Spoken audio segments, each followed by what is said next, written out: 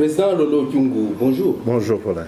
Vous êtes le président national de l'Alliance nationale des fédéralistes kyunguistes en Afrique en sigle. Ouais. Vous affirmez dernièrement dans votre sortie médiatique que l'élection des gouverneurs et vice-gouverneurs aura bel et bien lieu dans le Haut-Katanga. Et qu'est-ce qui vous fait dire cela? Oui, nous avons pris des risques, mais des bons risques. Pourquoi? Parce que nous sommes des légalistes. Oui, il doit y avoir des élections dans les délais parce que nous venons d'avoir la démission du gouverneur Jacques Kiaboula, qui était le gouverneur du Haut-Katanga. Il vient de démissionner. Et si je parle des risques, c'est par rapport à une lecture ou une analyse très bien peaufinée par rapport à la province stratégique du Haut-Katanga. Vous savez, ici, dans le Haut-Katanga, nous ne devons pas prendre des risques en laissant les institutions s'affaiblir davantage. Parce que déjà, son absence était très longue, pendant 10 mois, qu'il y a eu l'intérim de son vice-gouverneur. Donc, ça veut dire déjà, nous venons de consommer 10 mois d'intérim et il nous reste 2 ans et demi devant nous jusqu'à arriver à la fin des mandats de ces gouverneurs. Donc, ça veut dire que ça sera un risque, surtout pendant ce temps que nous courons. Ça ne sera pas bien conseillé de continuer à avoir une longue période d'intérim dans une province comme le Haut-Katanga, qui est le miroir ou bien l'entrée principale du Grand Katanga. Et par là, de quel risque parlez-vous exactement?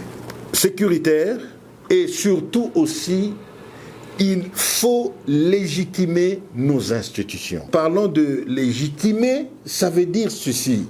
Nous avons une assemblée provinciale qui est déjà bien stable, mais le pouvoir exécutif, le gouvernement, doit avoir des animateurs qui peuvent bien répondre à leurs responsabilités. Parce que vous savez, quand vous êtes sous une période d'intérim, même l'Assemblée provinciale n'a pas beaucoup plus de droits de contrôle sur le gouvernement parce que c'est à l'intérim et parce que la personne qui est là n'est pas redevable au budget ni à l'apport budgétaire de leur gouvernement. Donc, il doit répondre.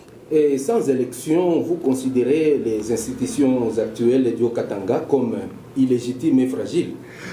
Oui, fragile, parce que je prends ça comme étant un système que nous devons combattre, si je peux dire. Il y a pas seulement au niveau du gouvernorat, même dans la pays territoriale où il y a beaucoup d'intérim.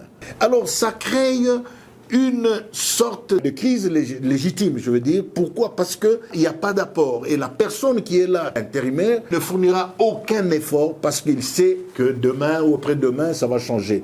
Alors c'est risqué et en plus, on ne doit plus prendre ce genre de risque, surtout dans le Haut-Katanga. C'est comme ce qui s'est passé dans la province du Haut-Lomami.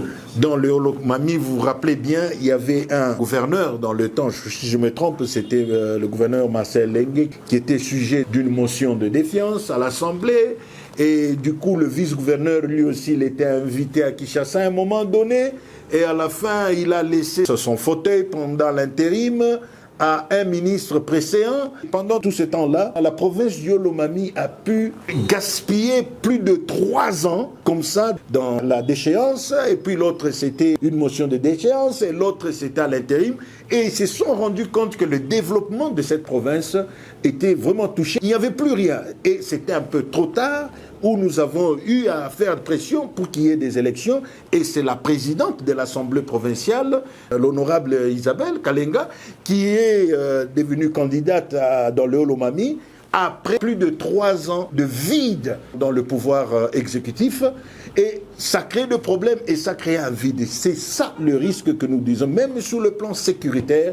Je vous assure que, parce que bon, il y a des invitations, il y a beaucoup de choses qui se passent à Kinshasa, le gouverneur est invité et tout, mais aujourd'hui nous avons un intérimaire qui on invite et puis il laisse un vide, on ne sait plus Qui fait quoi? Et d'après vous, Président Lolo Kyungu, pourquoi est-ce que la CENI traîne les pieds pour organiser les élections dans le Haut-Katanga, les élections de gouverneur? La CENI ne traîne pas le pied, la CENI n'est pas encore saisie. D'ailleurs, il y a toute une procédure par rapport à ça. La lettre de démission est arrivée, je crois, maintenant une semaine et demie. Il y a un timing pour la prise d'acte de cette lettre par le chef de l'État qui a cette prérogative de prendre acte de la démission et après, vice-premier ministre de l'Intérieur, au nom du gouvernement central, aura à écrire une lettre à l'Assemblée provinciale du Haut-Katanga en mettant en copie la CENI d'organiser ces élections. Donc oui, la loi est claire par rapport à ça. C'est dans les 30 jours après la prise d'acte.